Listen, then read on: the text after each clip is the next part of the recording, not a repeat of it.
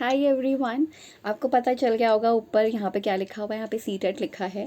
तो आज हम इसी बारे में बात करने वाले हैं थोड़ा सा। एक्चुअली द थिंग इज़ कि मैं आपको ये बताने वाली हूँ कि आप अपनी सीटेट की तैयारी कैसे करो। वैसे तो आपने ढेर सारी वीडियोस देखी होंगी, बट मैं आपको ये कहना चाहती हूँ कि जब मैं डीएलएड के फर्स्ट ईयर में थी ना, तब मेरे 110 मार्क्स आए थे। और जो मैंने अपनी कम्युनिटी सेक्शन में डाला भी हुआ है, वो जो एक कुछ सर्टिफिकेट काइंड ऑफ, या जो भी सर्टिफिकेट तो नहीं, बट जो आंसर जो मार्क्स शीट टाइप मिलता है ना, तो मैंने लिखा, उसमें मैंने डाला भी हुआ है कि 110 मार्क्स आए थे मेरे। एंड पेपर 1 दिया था मैंने। इस बार मैं पेपर 2 एंड पेपर 1 दोनों दूंगी, क्योंकि कुछ उसके रीजंस भी हैं कि दोबारा देना था। वैसे तो ये भी चल जाएगा, बट डिस्क्वालीफाई ना हो जाए, इसलिए आप पहले से ही तैयारी करके रखो। DTPSB का एग्ज़ाम जब आएगा तब देखा जाएगा, तो उसके लिए मैं दोबारा से करूँगी। पता नहीं, आई डोंट नो कि अब दोबारा कितने मार्क्स आएंगे, मुझे ये नहीं पता। अब तो मुझे लग रहा है कि 90 भी आ जाए तो बहुत चलेगा। बट द थिंग इज़ के मैं मतलब यहाँ पर ये बताने के लिए आई हूँ कि पेपर 1 एंड पेपर 2 अगर आप पहली बार कर रहे हो, पहली बार अगर आप दे रहे हो, तो आपको क्या करने की ज़रूरत है। क्योंकि आज है 2 तारीख, ठीक है, आज 2 तारीख है और 2 अप्रैल है। मतलब मैं जब ये रिकॉर्ड करी हूँ तो 2 अप्रैल है। मुझे नहीं पता कि मैं इसको कब मतलब इसको कब मैं यूट्यूब पे लेकर आऊँगी इस वीडियो को। बट जब भी आएगी तब तक आपका फॉर्म फिलअप प्रोसेस हो चुका होगा, आपका जो फ़ीस पेमेंट है वो भी हो चुका होगा, और आप तैयारी में लग गए होंगे। हो सकता है आप उससे पहले तैयारी में लग जाएं। मुझे ये बात सुन के बहुत डिसअपॉइंटमेंट हुआ कि पिछली बार का सीटेट का रिज़ल्ट बिल्कुल अच्छा नहीं था, उसमें बहुत सारे बच्चे फेल हो गए। और मैं अपनी फ्रेंड से बात कर रही थी कि ऐसा क्या रीज़न हो सकता है जो बच्चे फ़ेल हो रहे हैं। हम मतलब सीटेट में कोई फ़ेल होने वाली बात तो ऐसी है नहीं, ये तो एकदम नॉर्मल है। इसके अंदर तो आपको इवन क्या बोलते हैं उसको, इसमें तो कोई वो भी नहीं है, क्या बोलते हैं उसको, नेगेटिव मार्किंग भी नहीं है, तब बच्चा फ़ेल हो रहा है। ऐसा कैसे हो सकता है? तो ऐसा इसलिए हो सकता है क्योंकि इसके 2 रीज़न्स मुझे समझ में आते हैं। इसके 2 रीज़न्स हैं कि किसी के कहने पर आपने BEd तो कर लिया, या किसी के कहने पर आपने DLED तो कर लिया, और आपके एग्ज़ाम्स इतनी जल्दी आ गए कि आप लोगों ने अपनी बस बुक्स ऐसे नाम के लिए पढ़ी है, जिसको हम कहते हैं घसीटा मारने के लिए, उसके लिए पढ़ी है। तो किसी ने आपको कह दिया होगा कि जो है जितना हो सके लिख कर आना, इससे रिलेटेड लिख दो। आपने वो लिखने के चक्कर में याद ही नहीं किए चीज़ें, और आपने अपने से लिख कर आ गए। एक ही रीज़न मुझे देखने को मिलता है, जो सभी बच्चों के साथ ज़्यादातर होता है। एक और रीज़न ये होता है कि हम बुक्स को ढंग से पढ़ते नहीं, क्योंकि हमारे पास उतना टाइम नहीं है। हमें लगता है कि 5-6 मतलब 4 यूनिट हैं, 5 यूनिट है, उसमें से एक एक भी कर लेंगे तो हमारा काम बन जाएगा, जिसकी वजह से हमारे क्लियर नहीं हो पाते जो भी थ्योरीज होती हैं। जैसे पियाजे की जो थ्योरी है, ऐसा कोई व्यक्ति मुझे नहीं लगता कि होगा जो DLED कर लिया होगा या जो BEd कर रहा होगा, उसको पियाजे का नाम नहीं पता होगा। मतलब ये तो बहुत, मतलब आपका जो DLED और BEd शुरू होता ही है कि सबसे पहले इनका नाम आता है, या तो फिर एक डेवलपमेंट एंड ग्रोथ आता है, या तो इनका नाम आता है सबसे पहले। तो ये तो सबसे इम्पॉर्टेंटली व्यक्ति हैं। फिर कुछ ऐसे भी बच्चों से मैं मिली हूँ जिनको पता ही नहीं कि पियाजे कौन है, जबकि उनका DLED कंप्लीट हो चुका है। उन्होंने मुझे बोला कि वो तो अब हो गया, तो अब हो गया, अब हमें नहीं पता। एंड सीटेट में वो फंस जाते हैं और उनके 90 भी नहीं बन पाते। और हमें लगता है कि यार नेगेटिव मार्किंग भी नहीं है, थोड़ा सा पढ़ लोगे तो काम चल जाएगा। तो प्रॉब्लम्स यहीं से शुरू होती हैं कि हम बुक्स नहीं पढ़ते।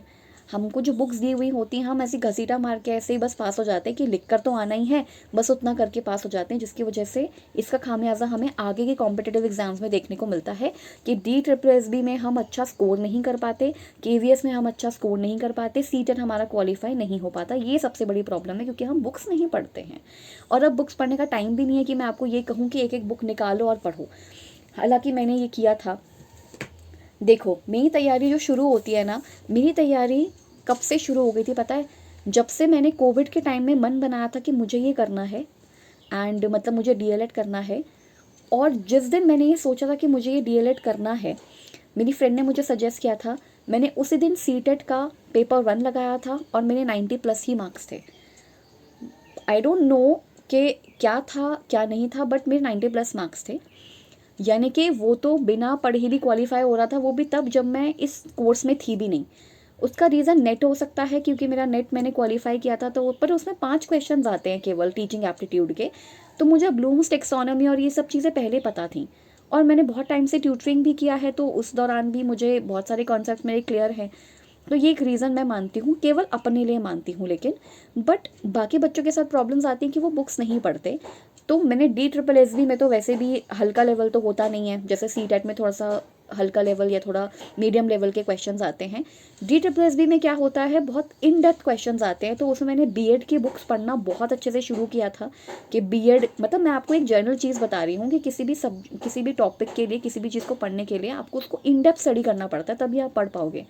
सीटेट के साथ भी अब भी कुछ ऐसा हो गया है। अब वैसी बातें नहीं रही हैं कि वो गिने चुने थ्योरिस्ट पढ़ के चला जाओ काम बन जाएगा। अब आपको कॉन्सेप्चुअल बेस चीज़ें पूछी जा रही हैं। तो मैं आपको दिखाती हूँ। एक तो मेरे पास ये रजिस्टर है मेरा, ये पूरा पेडागॉजी से भरा हुआ है। ईवीएस का पेडागॉजी, मैथ्स का पेडागॉजी, इंग्लिश का पेडागॉजी, हिंदी पेडागॉजी, ये पूरा उससे भरा हुआ है जो मैंने अपने पढ़ने के दौरान बनाया था। एंड बाकी जो चीज़ें मुझे रीसेंट ट्रेंड्स अब देखने को मिल रहे हैं वो मेरी इस कॉपी के अंदर है।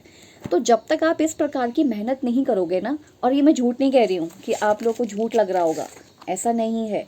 यहाँ पे मैंने सारी चीज़ें लिखी भी हैं, सोशल साइंस पेडागॉजी वगैरह, अभी तो नहीं दिख पा रहा होगा बट यहाँ पे मैंने सब कुछ लिखा है, social science pedagogy and all.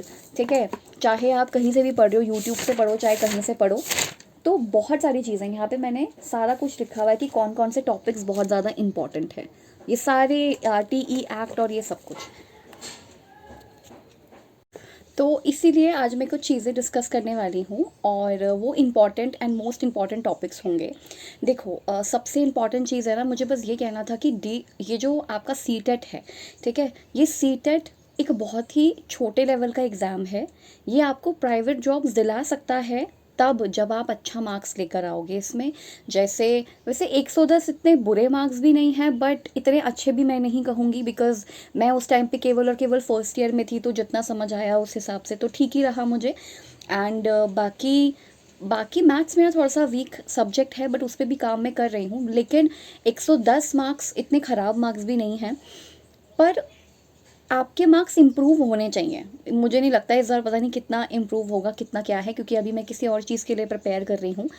पर मोस्टली अगर आप लोगों के वो क्या बोलते हैं नोट्स बने हुए हैं तो आप उनको एक बार गो थ्रू करो। ठीक है, देखो सबसे इम्पॉर्टेंट चीज़ है जो मैंने आपको बताया था कि ये जो 110 मार्क्स हैं या फिर आपका जो सीटेट का प्रिपरेशन है, ये बहुत ही छोटा सा एक वो है, क्या बोलते हैं उसको, एक छोटी सी एक रोड है। ठीक है, उसके आगे बहुत लंबी रोड है, वो वहाँ तक हमें पहुँचना है। कहने का मतलब है कि सीटेट तो कुछ भी पेपर नहीं है, मतलब ये तो बच्चा क्वालिफाई कर ही लेगा। लेकिन आजकल इतनी डिसअपॉइंटमेंट हो रही है कि भगवान जाने यहाँ क्या हो रहा है, आप लोग कैसे क्या कर रहे हो कि आपको क्वेश्चन समझ नहीं आ रहे हैं, या फिर आप पढ़ नहीं रहे हो, या आप लोगों का ऐसा बिहेवियर हो गया कि एक हफ्ते या थोड़ा सा 20-25 दिन पढ़ लेंगे हमारा काम बन जाएगा एंड नेगेटिव मार्किंग तो है नहीं, सारे क्वेश्चंस करके आएंगे। वो बात ठीक है, पर उसके लिए भी पढ़ना पड़ेगा आपको। शायद इस चीज़ के बारे में अंदाज़ा भी नहीं होगा, लेकिन जब मैं नेट का प्रिपरेशन कर रही थी, मैं 3 अटेम्प्ट्स में तो रह गई थी।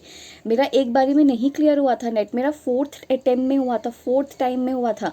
और उसमें से भी मैंने इतना अच्छा परफॉर्म किया था कि एक्चुअल जो नेट का जैसे 58 समथिंग कुछ पे था, मेन 62-63 आए थे और JRF का थोड़ा सा और ज़्यादा था। तो कहने का मतलब है कि तैयारी ऐसी होनी चाहिए। और दूसरा चीज़, जो सीटेट है आपका, वो भी ऐसा वैसा पेपर नहीं है, इसके बाद आपको प्राइवेट जॉब्स मिल सकती हैं। सो मैंने आपको अभी क्या बताया कि आप कैसे प्रिपेयर करोगे, ये तो छोटा होना चाहिए आपके लिए। ये सीटेट का एग्ज़ाम बहुत ही छोटा एग्ज़ाम होना चाहिए। मेन एग्ज़ाम तो वो है जो जॉब दिलाएगा, ये जॉब नहीं दिलाएगा। इसको रखने के बाद भी अगर आपने अपने अंदर कुछ चेंजेस नहीं करे, मतलब ये सर्टिफिकेट आपको मिल गया, आपने अपने अंदर कुछ चेंजेस नहीं करे, आपने और अच्छे से चीज़ों को रिफाइन नहीं किया, या आपने अपने कम्युनिकेशन स्किल पे काम नहीं किया, प्राइवेट जॉब भी नहीं मिलने वाली, टू बी वेरी ऑनेस्ट। ठीक है, प्राइवेट जॉब भी उन्हीं को मिलेगी जिनके पास थोड़ी सी नॉलेज रखते होंगे वो, एंड उनका कम्युनिकेटिव स्किल अच्छा होगा, तभी जाके आप लोग कुछ कर पाएंगे इस फील्ड में। अदरवाइज़ प्राइवेट जॉब्स में फिर वही थोड़ा कम पैसे की नौकरी आपको मिलेगी। सो इसलिए ज़रूरी क्या है कि आप इसको तो सेकेंडरी मानो, मतलब ये तो करना ही है ऑब्वियसली, ये तो आपका प्राइमरी चीज़ है मतलब एक तरीके से। बट उस लेवल पे प्राइमरी है कि ये थोड़ा छोटा ही लेवल का एग्ज़ाम है, बट सबसे ज़्यादा इंपॉर्टेंट आपका DSSB के एग्ज़ाम्स हैं, या फिर आप अगर किसी दूसरे स्टेट से बिलोंग करते हैं तो आपके उन स्टेट्स के एग्ज़ाम्स होंगे, वो आपके लिए ज़्यादा ज़रूरी है जो नौकरी दिलाएंगे। सो दैट इज़ वाई आज मैं कुछ सीटेट के टॉपिक्स डिस्कस कर रही हूँ, मैं पढ़ाने नहीं वाली इसके अंदर। अच्छा हाँ, एक चीज़ और है, आप लोग ना अगर आप लोग पेपर 1 की तैयारी कर रहे हो, देखो पेपर 2 के लिए मैं केवल और केवल, जहाँ तक है मुझे, मैं सोशल साइंस का पेडागॉजी करवा सकती हूँ। सोशल साइंस की पेडागॉजी मैं करवाऊँगी, क्योंकि सोशल साइंस की पेडागोजी मैंने ऑलरेडी पढ़ी हुई है, ठीक है।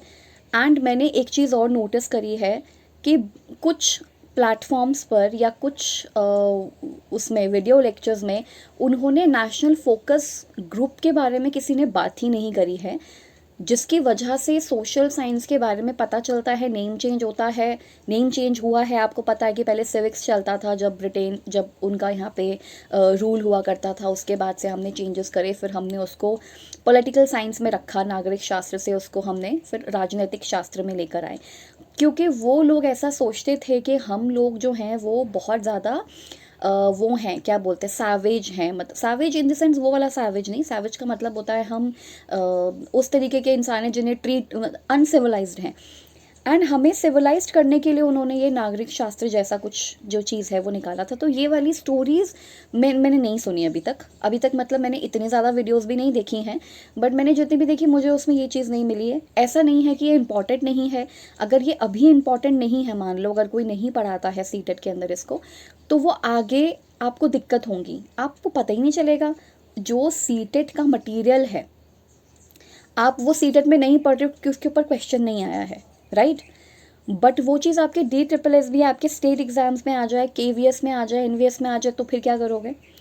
फिर आप दोबारा से आपको वही बच्चे क्यों NIOS पढ़ रहे हैं, क्यों NIOS पढ़ रहे हैं, दिल्ली के जो ये सब हैं क्यों पढ़ रहे हैं बताओ, क्यों इस पे इतने ज़्यादा लेक्चर्स चल रहे हैं?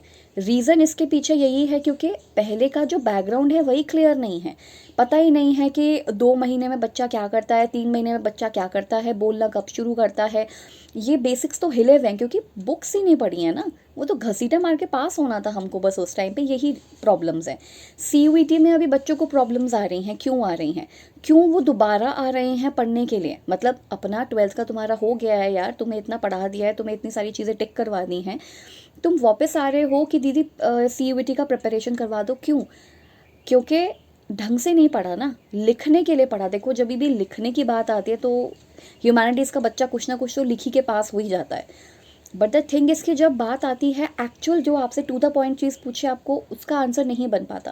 This is the main reason कि हम इसीलिए लैग बिहाइंड होते हैं, क्योंकि हम ऑब्जेक्टिव के हिसाब से नहीं पढ़ते। पता है जब मैं DLED पढ़ रही थी मुझे बहुत एक्चुअली ना, हमारा प्रॉब्लम ये भी है कि हमारा विजन क्लियर नहीं होता है। मैं भी टॉपिक्स बताऊंगी आपको, बट मुझे ऐसा लगता है कि हमारा विजन क्लियर नहीं है। हमें लगता है कि ये वाला पेपर पास करके उसके बाद देखेंगे जो होगा, वही जो कल देखते हैं, इसको कल देखेंगे, है ना। वही वाली चीज़ है कि कल पे छोड़ देते हैं। प्रोक्रेस्टिनेशन हम लोग बहुत करते हैं, बहुत प्रोक्रेस्टिनेट करते हैं।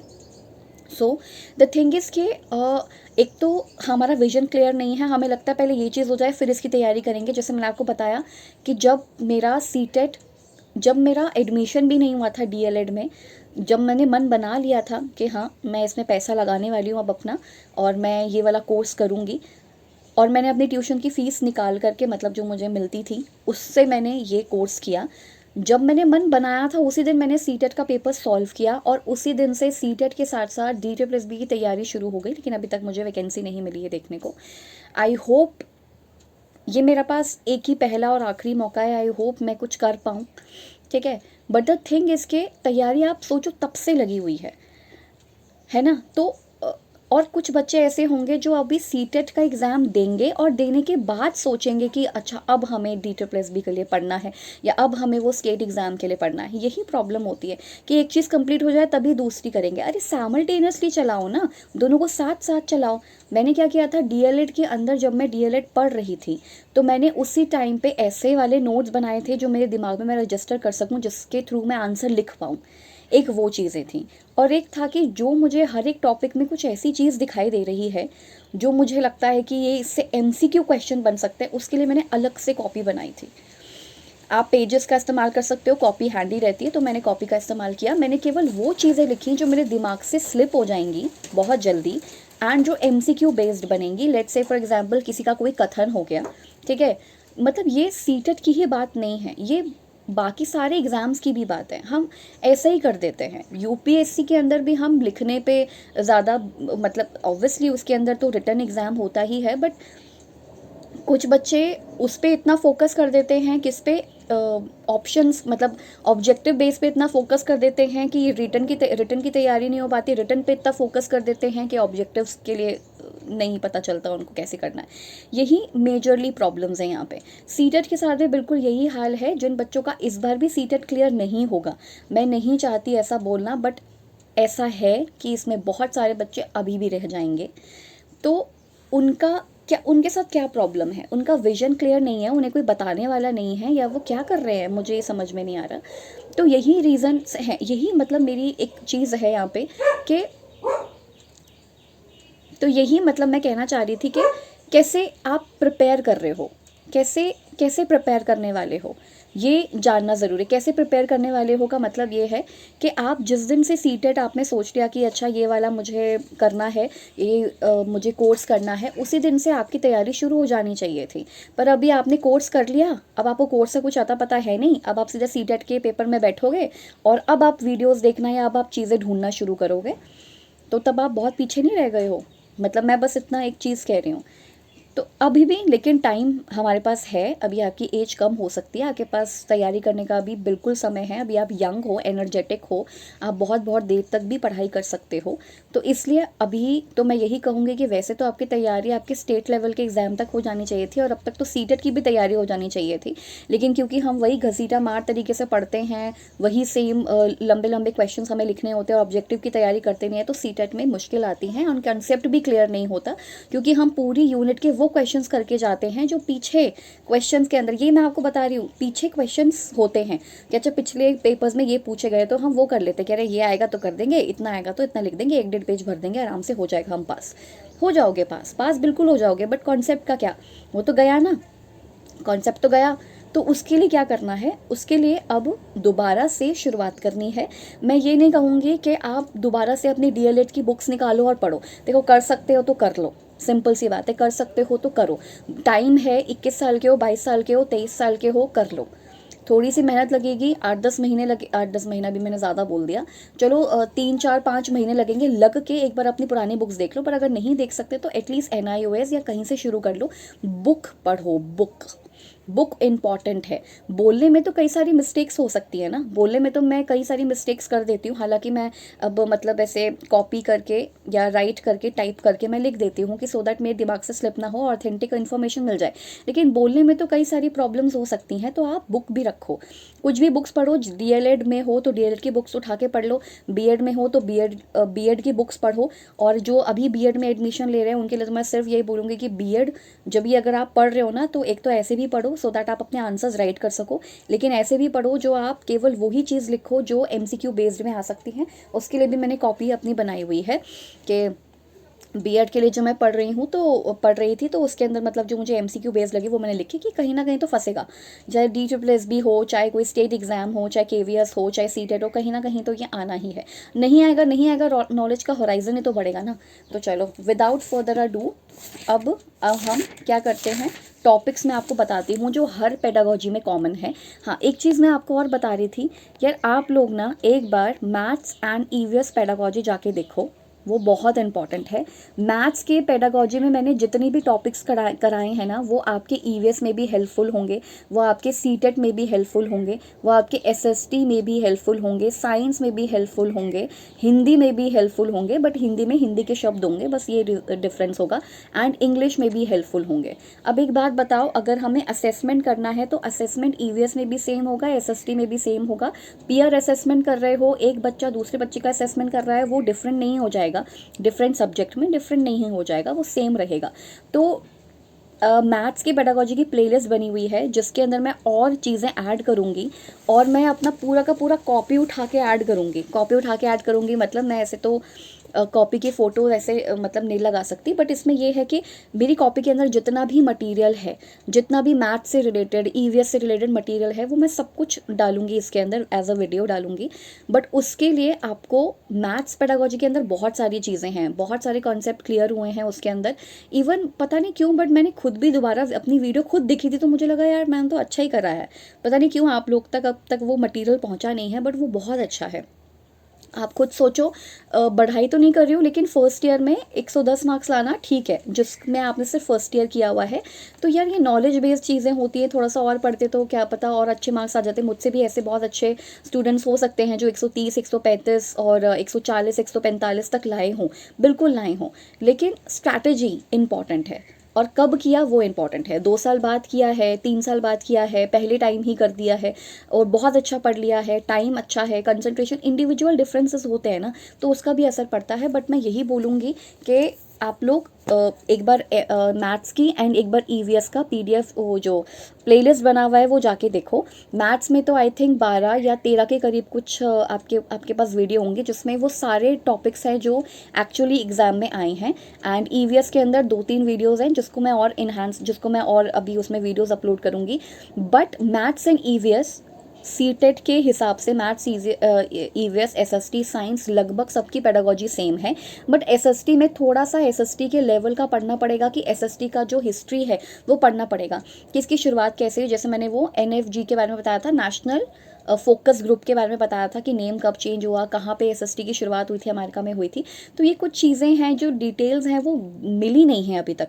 ठीक है यार, नहीं आता सीटेट में, कोई बात नहीं। सीटेट में नेशनल ग्रुप, इसके बारे में, फोकस ग्रुप के बारे में नहीं लिखा हुआ है, कोई बात नहीं, आगे आएगा, किसी एग्जाम में तो आएगा। नॉलेज होनी चाहिए, बस मैं ये कह रही हूँ। ये मत सोचो कि यार ये क्या पढ़ाया जा रहा है, ये तो आता भी नहीं है। ये मत सोचो कि आता है या आता नहीं है, आपको क्या पता कि क्या आने वाला है। आप पेपर बना रहे हो, आपके घर में पेपर बन रहा है, नहीं बन रहा है ना मेरे घर में बन रहा है, मुझे खुद नहीं पता ना, जो दूसरा बता रहा है उसके घर में पेपर बन रहा है। सो किसी भी चीज़ के लिए रेडी रहो। अभी कुछ टाइम पहले बारिश हो गई थी, हम तो लोग तो रेडी नहीं थे, मौसम भी वैसा नहीं था, पर हो गई। क्यों क्यों हो गई बारिश? कहने का मतलब है बारिश हो गई तो हो गई यार, हमें थोड़ी पता है, अनएक्सपेक्टेड चीज़ें हो जाती हैं ना कभी।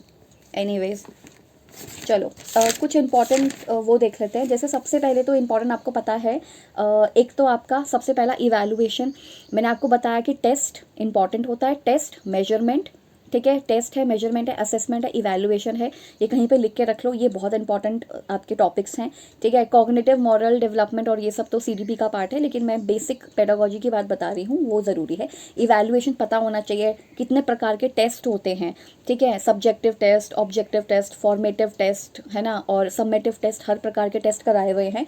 रिकॉर्ड्स कौन कौन से होते हैं, जैसे कि आजकल मैंने देखा है कि जो बच्चे डीएलएड बीएलएड कर चुके हैं उन्हें भी नहीं पता कि वो क्या होता है, क्या बोलते हैं। एक तो नेचुरलिस्टिक ऑब्जर्वेशन नहीं पता क्या होता है, ठीक है, एनेक्डोटल रिकॉर्ड्स नहीं पता क्या होता है, क्यों रखे जाते, क्या चीज़ होती हैं। एंड उनको रिफ्लेक्टिव जर्नल के बारे में भी कुछ नहीं पता है, इसके ऊपर क्वेश्चन आया भी नहीं, पर पता तो होना चाहिए ना, पता तो होना चाहिए, नॉलेज तो रखनी चाहिए ना, ठीक है। And types of test, record, ठीक है, फर्स्ट जनरेशन चिल्ड्रन, ये मैंने उसमें ईवीएस में कराया हुआ है। ब्लूम्स टेक्सोनॉमी ज़रूरी है, ब्लूम्स टेक्सोनॉमी तो नेट के पेपर में भी ज़रूरी थी, इसमें भी ज़रूरी है। माइक्रो टीचिंग के स्किल्स भी ज़रूरी है, जो इंडिया में भी था एंड बाहर से जो आया है वो भी। एक्शन रिसर्च जो स्कूल के लिए होता है वो ज़रूरी है। आपको टीचिंग एड्स, टीचिंग मेथड्स बहुत ईजी हैं, टीचिंग एड्स तो बहुत ही ईजी है। टीचिंग एड्स क्या हैं, जो हमें हेल्प करते हैं ताकि हम टीच कर सकें, अच्छे तरीके से टीच कर सकें। सो टीचिंग एड्स में ऑडियो विजुअल टूल्स हो सकते हैं, ऑडियो टूल्स है, विजुअल टूल्स है, प्रोजेक्टेड मेथड है, नॉन प्रोजेक्टेड है, बहुत सारी चीज़ें हैं इसके अंदर। लर्निंग डिसेबिलिटी भी करवाया हुआ है, वो भी बहुत इंपॉर्टेंट है, वहाँ से एक आध क्वेश्चन, 2 क्वेश्चन पूछे जाते हैं। डिसलेक्सिया तो फेवरेट है सीटेट का, ये मैं पहले भी अपने वीडियोस में बता चुकी हूँ। सीटेट का फेवरेट डिसलेक्सिया है। डिसलेक्सिया के बारे में हमेशा वो देते हैं। आजकल ऑटिज्म के बारे में पूछा जा रहा है, जिसको हम कहते हैं स्वलीनता। ऑटिज्म के बारे में मुझे डीएलएड में भी पूछा था, DWS में मैंने अभी तक तो नहीं देखा है, केवीएस का मैंने अभी एग्जाम चेक नहीं किया है।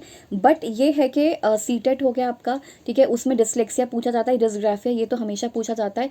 मोड़ तोड़ के अलग वर्ड्स दे देंगे पर पूछेंगे ज़रूर, ठीक है। इसके अलावा माइक्रो टीचिंग, इंक्लूसिव एजुकेशन में वही नॉर्मल क्वेश्चंस आते हैं कि आप कैसे बच्चों को इंक्लूड कर सकते हो, तो जो ज़्यादा इंक्लूड वाला होगा उसको करो। सेग्रीगेशन जैसे वर्ड्स आपको नहीं अपनाने हैं। मैंने पिछली बार जो सीटेट का वीडियो बनाया था उसके अंदर मैं बताया था कि पॉजिटिव वर्ड्स कौन से, नेगेटिव वर्ड्स कौन से हैं जिनसे बचना है हमको सीटेट के अंदर। करेक्ट पूछा है तो कौन से चूज़ करोगे, नॉट करेक्ट और एक्सेप्ट पूछा है तो क्या चूज़ करोगे, वो सब कुछ हो रखा है, आपको वो वीडियोस मिल जाएंगी। तो ये इंपॉर्टेंट है। एनसीएफ के ऊपर क्वेश्चन आ गया तो आ गया, मतलब ऐसे क्वेश्चंस आते हैं कि एनसीएफ क्या चाहता है हमसे, वो क्या स्कूल से चाहता है कि बच्चों को सेग्रीगेट करे, जो भी नेगेटिव वाले हैं वो हटा दो, सिंपल। एंड आरटी एक्ट 2009 कुछ ऐसी चीज़ें हैं कि इनको तो पढ़ना ही पड़ेगा। देखो रोट मेमोराइजेशन वैसे हमें नहीं करना है, लेकिन कुछ चीज़ों का रोट मेमोराइजेशन करना पड़ता है, ठीक है। जैसे कि आरटी एक्ट कब आया था, तो 2009 में आया था। क्या है आर्टिकल, कौन सा आर्टिकल है, 21 एक आर्टिकल है, कब ऐड किया, कौन से अमेंडमेंट के थ्रू ऐड किया, ये रोड मेमोराइजेशन है, मना है। रोड मेमोराइजेशन नहीं करना है, समझना है, बट इस चीज़ को क्या समझोगे, तो फैक्ट्स है ना, फैक्ट्स को तो याद ही करना पड़ेगा, ठीक है। टीचिंग एड्स वगैरह ये सारी चीज़ें, इवैल्यूएशन ये है, इवैल्यूएशन हो रखा है ये चीज़ें, ठीक है। स्टैंडर्डाइज टेस्ट मैंने करवाया हुआ है। स्टैंडर्डाइज टेस्ट में एक चीज़ है जो बहुत ज़्यादा पूछी जाती है, रिलायबिलिटी एंड दूसरा वैलिडिटी, कि एक टेस्ट वैलिड कब है और एक टेस्ट रिलायबल कब है। रिलायबल सोर्स आप किसको कहोगे, तो ये पढ़ो, इसको जाके पढ़ो, ठीक है। ओरल टेस्ट, रिटन टेस्ट, ये तो सब नॉर्मल चीज़ें हैं। ऑब्जेक्टिव है ना, subjective test, open ended test, ये भी बहुत आसान है, इसके अंदर भी कुछ वो नहीं है। एक जेंडर के ऊपर क्वेश्चन आता है, वो हद से ज़्यादा आसान क्वेश्चन आता है, 3-4 ही इनके पास वर्ड्स हैं। जेंडर स्टीरियोटाइप है एक जेंडर स्टीरियोटाइप हो गया, ठीक है। सेग्रीगेशन आजकल उसके ऊपर भी आ रहा है, क्या बोलते हैं उसको, मार्जिनलाइजेशन के ऊपर क्वेश्चन आ रहा है। पहले तो मैंने नहीं देखा था, बट अब मार्जिनलाइजेशन के ऊपर क्वेश्चन आ रहा है। डिप्राइवेशन के ऊपर भी आ ही जाएगा कहीं ना कहीं। मीडिया का क्या प्रभाव पड़ता है बच्चों पे, ऐसा क्वेश्चन भी आ सकता है। एंड और क्या, इंक्लूसिव एजुकेशन तो है ही इंपॉर्टेंट, आपको बता दिया है। होमवर्क के ऊपर क्वेश्चन आया हुआ है कि होमवर्क क्यों देना चाहिए, ठीक है। एक first generation learner, time table के ऊपर भी एक आध क्वेश्चन पूछा हुआ है कि टाइम टेबल फ्लेक्सिबल होना चाहिए, कैसा होना चाहिए, वो टाइम टेबल के ऊपर है। एंड बाकी तो टीचिंग मेथड्स इंपॉर्टेंट है, जैसे डेमॉन्स्ट्रेशन मेथड किसके लिए यूज़ होगा, ठीक है। And demonstration, project method, heuristics method, इसके ऊपर क्वेश्चंस आ सकते हैं। ये सब कुछ ऑलरेडी करवा दिया है, ठीक है, ये सब मिल जाएगा। तो यही चीज़ें मुझे ना डिस्कस करनी थी। बाकी तो वही है कि यार पढ़ रहे हो तो एक बार ढंग से बैठ के पढ़ ही लो, ठीक है, क्योंकि ये सिर्फ इस सीटेट के अंदर ही नहीं, ये बाकी एग्जाम्स में भी बहुत इंपॉर्टेंट रोल प्ले करेगा। एंड बाकी जाके मैथ्स का, ईवीएस का जो सेक्शन है वो कंप्लीट करो तब तक, जब तक कि इसके अंदर और बाकी चीज़ें अपलोड हो रही हैं। एंड अपना विजन, मैं यही कहूँगी कि विजन अपना क्लियर रखो पूरा का पूरा, कि क्या करना है। आप अगर सीटेट की तैयारी कर रहे हैं, अभी 21, 25 कुछ तक के एज के हैं, 24, 23 के एज तक के हैं, तो आप लोग कर लो। देखो मुझे उतनी नॉलेज नहीं थी इस दौरान कि मुझे ये करना चाहिए था। मैंने नेट क्लियर किया एंड मुझे लगा कि उसके बाद मुझे जॉब मिल जाएगा, मैं किसी यूनिवर्सिटी में ट्राई कर सकती हूँ, चाहे मैं असिस्टेंट प्रोफेसर जो कहते हैं ना उसके बेसिस पे कर लूँगी। लेकिन उसके बाद कोविड आ गया, सब कुछ बंद हो गया, वैकेंसी भी बहुत समय के बाद, अब जाके कुछ टाइम पहले डीओ की यार कुछ वैकेंसीज़ निकली हैं जिसमें आपको चाहिए। तो ये प्रॉब्लम्स आती हैं, ये मुझे पहले नहीं पता था। फिर मेरी फ्रेंड ने सजेस्ट किया, जो ऑलरेडी गवर्नमेंट जॉब पे है, उसने सजेस्ट किया कि आप ये वाला कोर्स करो, इसके बाद आप इसकी अच्छे से तैयारी करो। तैयारी पहले भी थी, पर उतने अच्छे लेवल पे नहीं थी। जैसे जैसे चीज़ें समझ आती गई वैसे वैसे हम करते चले गए। और अब थोड़ा सा नॉलेज, मैं कहूँगी कि अब है नॉलेज, अब है काफ़ी चीज़ों के बारे में, क्वेश्चन को कैसे अटेम्प्ट करना है।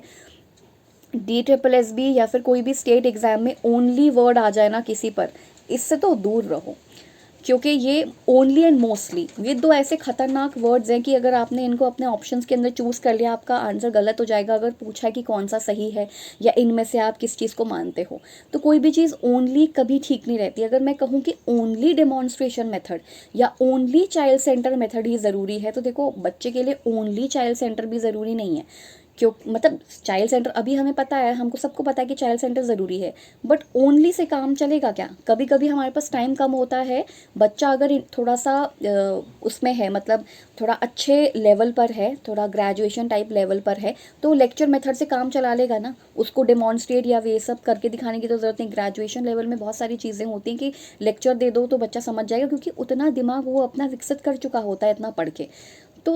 तो वही चीज़ें हैं कि ओनली से बचो, ठीक है, only method, this is the only way, इन सब से बचो, ठीक है, इससे बचो। एंड मोस्टली से बचो, क्योंकि अभी कुछ टाइम मैं DSSB कुछ क्वेश्चंस अटेम्प्ट कर रही थी, PRT के और बाकी कुछ टीचिंग एग्जाम से कर रही थी, तो ओनली एंड मोस्टली वाले हमेशा ऑप्शन के बाहर ही रहते थे जब आंसर देखा जाता था। तो कहने का मतलब ये है कि ये सीटेट में भी काम आएगा, ये इन्फॉर्मेशन ओनली एंड मोस्टली से बचना है हमको, ठीक है। और बाकी नेगेटिव वर्ड्स के लिए मैंने बनाया हुआ कि कौन से नेगेटिव वर्ड्स होते हैं, कौन से पॉजिटिव वर्ड्स होते हैं। कुछ महीनों पहले मैंने ये सीटेट का वीडियो बनाया था, तो ये ज़रूर देखना। बाकी मैं तो ऑल द बेस्ट बोलूँगी आप लोगों को कि अगर आपका विजन क्लियर नहीं है तो पहले विजन क्लियर करो, आँखों का नहीं, मतलब उसका कि क्या करना है आपको। टू डू लिस्ट बना लो, टू डू लिस्ट हमेशा सही रहती हैं। मेरे पास अभी यहाँ पर है नहीं, वो मेरे बैग में है, दूसरे बैग में है, तो वो मैं उसमें हमेशा लिखती हूँ कि मुझे क्या करना है क्या नहीं करना है। एक सेकेंड, इसके पास मेरे पास होगा भी शायद, पुराना वाला मेरा वीडियो वाला हो सकता है। तो मतलब आप ऐसा कर सकते हो।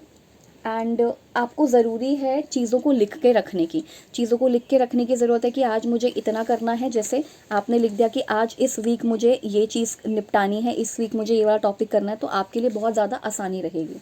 आई थिंक मेरे पास वो अभी नहीं है, बट अगर होता तो मैं ज़रूर दिखाती, पर यार वो अभी यहीं पे होना चाहिए था। बट एनीवेज, तो मैं हाँ, I got it, I think yes, ये है वो। ठीक है, ये छोटी सी नोटबुक होती है मेरे पास। ये इसमें मैंने पता नहीं कब से लिखा है, वो 2023 से लिखा है कि मुझे किस चीज़ का रिवीजन करना है, सीटेट एग्ज़ाम के लिए मुझे क्या करना है क्या नहीं करना है। ओ गॉड, मैं अभी देख रही हूँ कि ये कंप्लीटेड हो चुका है, कैसे कंप्लीट करना है। ये देखो, ऐसे पूरा मैं बनाकर लिखती हूँ इसके अंदर कि मतलब इसमें करना था। एंड ये पूरा देखो फिल्ड है, एक तरीके से पूरा फिल्ड है, मैंने सब कुछ लिखा हुआ है इसके अंदर कि मुझे क्या करना है, पूरा दिन में क्या करना है, पूरा वीक क्या करना है। यार ऐसा मेंटेन कर लो ना। ये वाला मेंटेन नहीं कर सकते तो पेज पे लिख लो, कहीं लिख लो, कहीं बोर्ड पे लगा दो, कहीं कुछ टांग दो। ऐसे ही आप आते जाते एटलीस्ट देखोगे तो दिमाग में रहेगा कि अच्छा हाँ, ये पोर्शन कंप्लीट करना था। जो पोर्शन कंप्लीट नहीं हुआ उसे कल कर लो, बट वीक्स पे मत टालो कि अरे अगले हफ्ते देखेंगे, अगले महीने देखेंगे, 1 तारीख से देखेंगे। ये सबसे बड़ी खतरनाक चीज़ है, 1 तारीख से देखेंगे या फिर मंडे से देखेंगे, ये सबसे खतरनाक है। अब थोड़ा सा रेडी हो जाते हैं सीटेट के एग्ज़ाम के लिए। बाकी तब तक मैथ्स पेडागोजी है एंड ईवीएस पेडागोजी किया करवाया हुआ है। और आप लोग सीटेट के लिए बीएड की वीडियोस भी देख सकते हो, उसके अंदर बहुत अच्छे से टॉपिक्स क्लियर करवाए हैं। ऐसा कुछ नहीं है कि अभी हम बीएड की वीडियोस क्यों देखें, डीएलएड की वीडियोस क्यों देखें, कहीं पर भी अवेलेबल मिल रही है। तो अभी तो मैंने बीएड का ही बनाया है, बट अगर कहीं पर भी अवेलेबल है तो देख लो। इसलिए देख लो कि एटलीस्ट उस टाइम पे तो अच्छे से पढ़ाई करी नहीं, तो अब तो कर लोगे कम से कम। अब तो सुनना ही है, अब तो पेपर भी नहीं देना है, दिमाग में रखना है। और जो आपको लगा कि यार ये तो मैं पहली बार सुन रहा हूँ, ये तो मैं पहली बार सुन रही हूँ, मैं तो ये चीज़ कभी नहीं पढ़ी, वो एक जगह पे लिख लो, वो आपको हेल्प करेगी आगे आने वाले एग्जाम्स में। ठीक है, so maintain this to do list kind of a register type, या कुछ ऐसा छोटा वगैरह कुछ बना लो, या एक पेज पे भी लिख सकते हो एंड या फिर आप अपने मेमोज या नोट पे भी लिख सकते हो। पर होता क्या है कि इन सबको खोलना पड़ता है। ठीक है, इसको भी खोलना ही पड़ेगा, डायरी को भी खोलना ही पड़ेगा, बट ये अगर आपके सामने रहेगी तो आपको पता चलेगा अच्छा हाँ। और मैं हमेशा टिक लगाती थी, टिक लगाने से मोटिवेशन मिलता है कि अरे वाह यार ये कर लिया, अरे यार ये टॉपिक भी कर लिया, अरे ये टॉपिक भी कर लिया, अब अगले दिन के लिए ये है। रात को सोने से पहले ये सब लिख के रखो। ये सब चीज़ें करोगे तो ये अच्छी हैबिट है, ये इनकलकेट करना बहुत ज़रूरी है अपने आप के अंदर। तो चलो बस इतनी सी बात थी। बाकी मैथ्स की वीडियोज़ देखो, ईवीएस की वीडियोज़ देखो, धीरे धीरे मैं एसएसटी पर भी बनाऊंगी एंड एसएसटी पेडागोजी पे भी बनाऊंगी एंड किस पे मैथ्स के भी कुछ वो हैं टॉपिक्स हैं जो मुझे इसके अंदर डालने थे। मैथ्स वो एक्चुअल मैथ्स नहीं, सिर्फ पेडागोजी वाली ही हम करेंगे। ठीक है, तो चलो मिलते हैं अब नेक्स्ट लेक्चर में या फिर नेक्स्ट किसी चीज़ के साथ बात करेंगे। Till then keep learning, keep discerning and keep watching my videos. Thank you so much. So learners, अगर आपको हमारी वीडियोस इन्फॉर्मेटिव और अच्छी लगती हैं तो आप हमारे चैनल को सब्सक्राइब कीजिए एंड आप बेल आइकन को प्रेस कर लीजिए सो दैट आपको हमेशा नोटिफिकेशन मिले जो भी हम वीडियोस या टॉपिक आपके लिए लेकर आए हैं। आप कमेंट करिए because comment section is always there. वहाँ पे जाके आप अपने जो भी फीडबैक्स हैं और आपकी जो भी क्वेरीज हैं वो आप शेयर कर सकते हैं। Till then keep learning and keep discerning. और एक और चीज़, आप हमारे लोगों को मत भूलेगा, जो है करियर ग्लो, जो आपके साथ हमेशा रहेगा, आपको हेल्प करेगा टीचिंग एग्जाम्स या जो भी आपकी परेशानी होंगी उनको सुनेगा ज़रूर टॉपिक से related. So thank you so much for watching this video.